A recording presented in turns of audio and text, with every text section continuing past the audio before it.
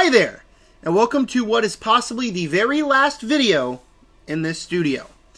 In case you haven't been keeping up with my channel, there's mold on the walls. It got flooded. It's all flooded down here in this basement. I am risking my life sitting here in this chair to give you guys a ranking of the Phase 1 movies. I like this studio. It's not really ever my favorite. I already got a new place, an actual place this time, not living with my grandparents, not watching over my aunt's house like I have been for the last couple of years. It's a real place. I got a real place. I'm officially moving out now. But, yeah. Very well possibly the last video. I could feel my throat clamming up just sitting here. That's a joke. Here's a picture. There you go. It's gross. I know. I know, it's real gross. But there's a picture. Hey, today we're going to rank the MCU Phase 1 films. So if you don't know, I've been doing a Road to Doomsday rewatch series. I'm already done with Phase 2, already into Phase 3, and I have yet to rank the Phase 1 movies. So I'm going to try to go rapid speed to do all these reviews for the Road to Doomsday review series. Today we're ranking the Phase 1 films. I got full reviews on every single one of them. I put the playlist up here. It's also going to be at the end of the video if you want to watch full review for any one of them. And with that said, let's dive into this ranking. Number 6, last place, fairly easily, we're going with Thor. I used to like this movie, used to have fun with its fish out of water stuff, and I will say that the fish out of water stuff in this movie, when it does the fish out of water stuff, is actually quite fun, that I enjoy. Like the stuff where Thor's picking up the glass, another slams it to the ground. That's an all-timer scene. Thor exploring the world that he's not used to as this mythical god is a lot of fun. There's also some interesting ideas here. I like some of the visuals. It's more interesting than anything we've seen in the MCU in Phase 1. Some of it's not colorful. Some of it's really colorless, but a lot of it does look pretty interesting.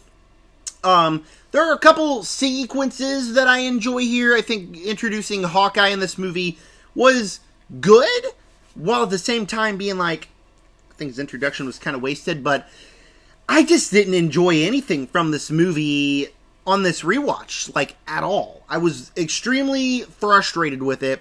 For starters, this movie is just bland. Like, despite a few interesting looking shots, it's not very colorful. It doesn't look that good. And then, along those same lines, like, the story is just not interesting in the slightest. You have the fish out of water stuff, that's explored for 3 seconds. About 3 seconds of this movie is the fish out of water comedy stuff with Thor. And then the rest of the movie, you got, like, the Loki plot. We'll talk about that in a second. We got the romance with Jane that just makes absolutely no sense. Like, as far as Jane knows, this guy's a complete nut job.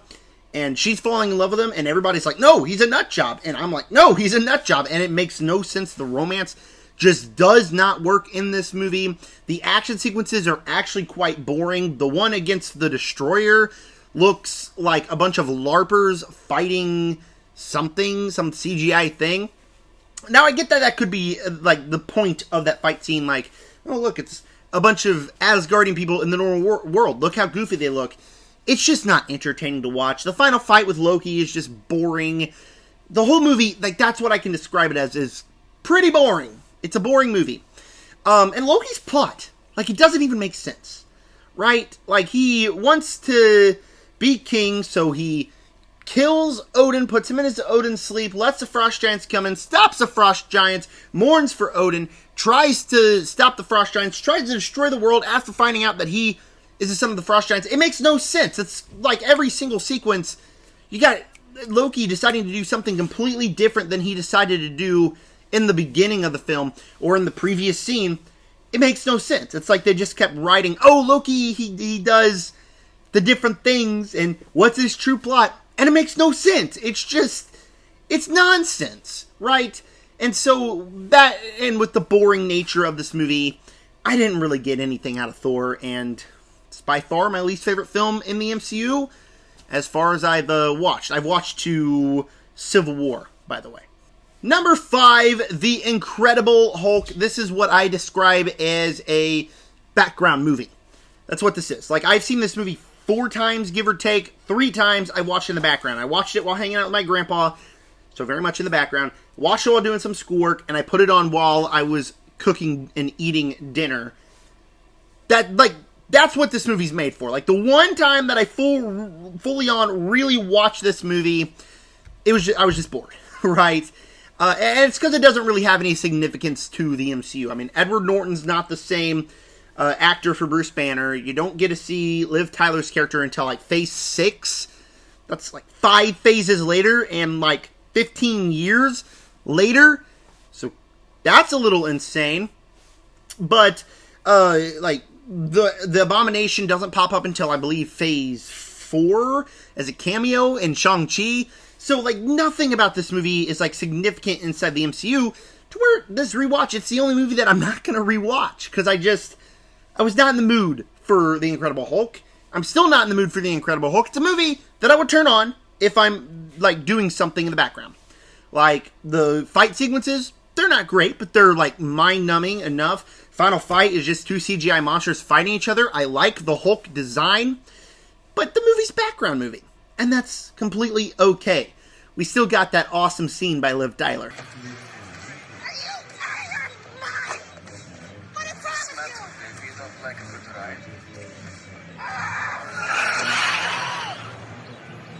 Number 4, Iron Man, and this shocks me as much as it shocks you. This, when I ranked the movies when Fantastic Four came out, was top 10. And on this rewatch, I really didn't get anything at all out of this movie.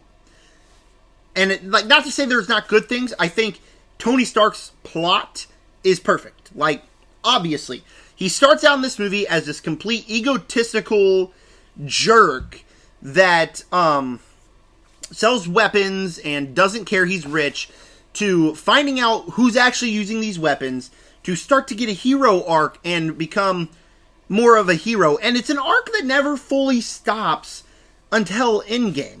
As each movie, he has a different stage of life, and he's very fun to be around. And Robert Downey Jr. is a perfect casting, so it's really hard not to enjoy bits and pieces of the movie for him and him alone. A few of the action sequences are really cool. The sequence with the jets over, I believe, Afghanistan is where they were. That's a great action sequence, and it's a lot of fun. The action is kind of sprinkled in and definitely could be paced better, but still, I think that action sequence was pretty fun. There are some funny moments. Obviously, Robert Downey Jr. as Tony Stark is genuinely hilarious. My issue is, I just couldn't care. I'm sorry. This movie very frustrated me on this rewatch, and part of that's because this pacing is not good. It's really not. Where, like, we start out and with this phenomenal first 30 minutes, he's on, he's in the terrorist camp, he's doing his thing, he's building the Iron Man suit, but when he gets back, we just hang out with him while he's building the suit. And he's building the suit. And he's building the suit, and we finally get the suit and an action sequence, and it's 5 minutes long, and then we get more. He's building the suit, he's doing the tech thing. It gets a little boring, right? Like, even Iron Man 2, like, with all the pacing issues that movie has, at least it's got the more entertaining stuff, and its action sequences are more drawn out. Instead of this one, it's just, like, trying to get away from the action. And I get it, it's a character study, the character arc is good. By the time we get to the end with a reveal with Obadiah Stane, which, again, I don't think is a good villain, and I don't think that reveal was done very well, then I just couldn't care. I couldn't care about that final action sequence because it just wasn't interesting. It was 2 robots fighting each other, and so very frustrating, very somewhat boring at times, while having things that I enjoyed. To be clear, Thor was a 2-star movie, The Incredible Hulk 2.5. I gave Iron Man a 3-star. So I gave, next up, these next 2, 3.5. Kicking off the top 3 is Captain America, the First Avenger. This movie has so many things I love. I love the character of Steve Rogers. He's just such a good character. This guy that just wants to do good, fight for his country. Such a good character as you see him do anything he possibly can to fight for his country. And his transformation into Captain America, that whole first act is some of the best stuff the MCU has ever put out, right? The character arc of Steve Rogers, seeing who he is, seeing him become Captain America, to where he finally decides to go and be Captain America instead of being this marketing guy. It's some great stuff, right? I love the vibe. Joe Johnston was the perfect director to direct this movie. If you don't know, he did Jurassic Park 3 and Jumanji. Like, his filmography's not perfect, but he is the perfect director for this, to capture that vibe, capture that World War...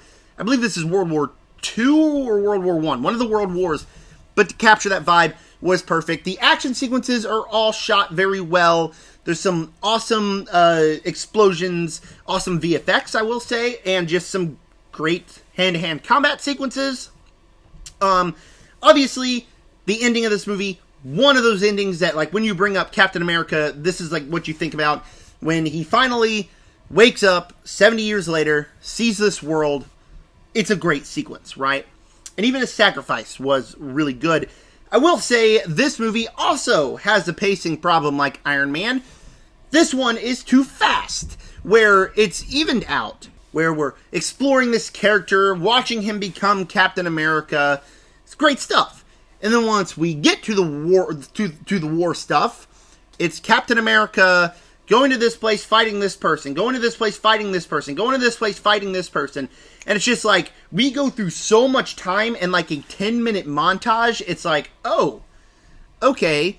And then we finally get to like the ending, and you're like, oh, this is the final battle. Like, Bucky just fell off the train, and like, it goes from that one scene of him being sad, and then we're in the final battle. And it's like, oh, wish we had a little bit more time. Which is why, by the time we get to the final battle, and when he goes to do his sacrifice, I didn't really feel any emotions. I really didn't, because it feels like we kind of rushed over so many things to try to get to this end. It didn't feel like it was paid off. So by the time we got to the end, again, I kind of struggled to care, if that's a thing. Like, not to say there wasn't moments I liked, but I just thought the pacing was just so odd that I definitely struggled to be full-on invested throughout the third act of this film. My runner-up, Iron Man 2. Again, I am as surprised as you with this placement. When I ranked the MCU movies last year, Iron Man 2 was in the bottom 10. It was actually probably in the bottom 5. I did not like Iron Man 2. And then I rewatched it. And while not perfect, this is a ton of fun. I had a blast with Iron Man 2. First of all, if your biggest issue in your movie is that you're setting up for the future, when all the big issues in today's MCU is you're not setting enough up for the future, that's a good problem to have. Like, this movie does set up quite a bit. It sets up the Avengers, sets up Tony, sets up War Machine, it sets up Tony's parent problems. It sets up a lot, while also having Justin Hammer, Black Widow, Nick Fury, Whiplash, all those characters in it. It sets up a lot, but I cannot help but to have a really good time with this one. First of all, the action sequences, a lot of fun. The stuff on the racetrack was just a blast of a sequence. The finale, I know a lot of people say is bland and boring. I actually quite like the location. It kind of has a comfort feel to it, if that makes sense, with just the two heroes shooting down robots. I know what I said like about Iron Man, that I just wasn't interested. I was interested in this one because I was having a lot of fun. There's the comedy's put up to the max. I actually quite like Tony's arc in here. And a lot of people like to complain about Tony's father issue arc in this movie. I think in the future, after seeing Civil War, seeing this movie, watching that one sequence where he finds that video of Howard, kind of hits me on a different personal level. I thought there was actually some solid emotions in there. And I don't think this movie's as jam-packed or paced as poorly as a lot of people think, because every sequence you have a really good performance in here. Whether it is Robert Downey Jr. or Sam Rockwell, who's just a blast in this movie. The only person who's not doing a good job is Mickey Rourke, and he's very clearly phoning it in because his character doesn't really have anything to do but ask for a Boyd. He wants that Boyd. Boyd? Bird? Boyd? How does he say it in the movie? Anyways, I just had a blast with this movie. It's a continuation of Iron Man with a character I like, with a character arc that I think works, with some fun action set pieces. I had a blast with Iron Man 2. But my number one, pretty easily, and I think you already knew the answer to this before even clicking on the video, is The Avengers. There's no other way to put it. This movie simply rocks. It has all these characters that we built up an entire phase to. Iron Man, Thor, Captain America, Black Widow, Hawkeye. Hulk, forgot Hulk, can't forget Hulk. They team up, and you care about all these characters. And one thing that people forget, this was basically the introduction of Black Widow and Hawkeye. Hawkeye's in Thor for like 2 seconds and is not fleshed out at all. Black Widow is in Iron Man 2, and she's not great in that movie. Her arc is like non-existent. She's just there to look pretty and be cool. They're actually characters in this movie. You actually care about these characters and feel the stakes here. I actually think the Joss Whedon comedy in this movie works because it's the first time you're seeing all these characters interact with each other. You have these great action set pieces that are just so iconic, whether it's the one on the helicarrier. The final battle is just completely awesome, where like they're so divided, they're so at odds with each other, and they band together after the loss of a character that's not even from the comics that you care for, because the movie lets you care for that character, and his death is extremely emotional. They've got great character arcs for everybody. Iron Man continues his awesome character arc throughout the entire Infinity Saga. Captain America, he has a great character arc as he starts to question authority that leads into the Winter Soldier. Mark Ruffalo, much better Hulk than Edward Norton, and that's an opinion I'll always stand on, as I think he's great in this movie and in every other movie. Black Widow and Hawkeye, like I said, it introduces you to them. Thor has some funny moments. Doesn't really... I'm not really the biggest Thor guy until we get to Ragnarok. But, yeah, so Thor, a lot of fun. So you see all these characters interacting for the first time with Loki, who is such a pathetic villain in Thor, is this awesome villain here that he just wants to rule. He doesn't need to have this ginormous complex plot. He just wants to rule Earth, okay? And that's the plot that we explore for that villain. And he's a great villain. And he sets up Thanos and gives us our first look into the rest of the Infinity Saga. So it's just an all-time classic movie. I can never get old of watching this one. Currently, right now, after seeing phases 2 and part of 3, it is my number 3 spot in my entire ranking. I love the Avengers. So that was my ranking of every movie in phase 1. Thank you guys for clicking on this video. With that said, stay tuned for an Iron Man 3 review coming really soon. Subscribe.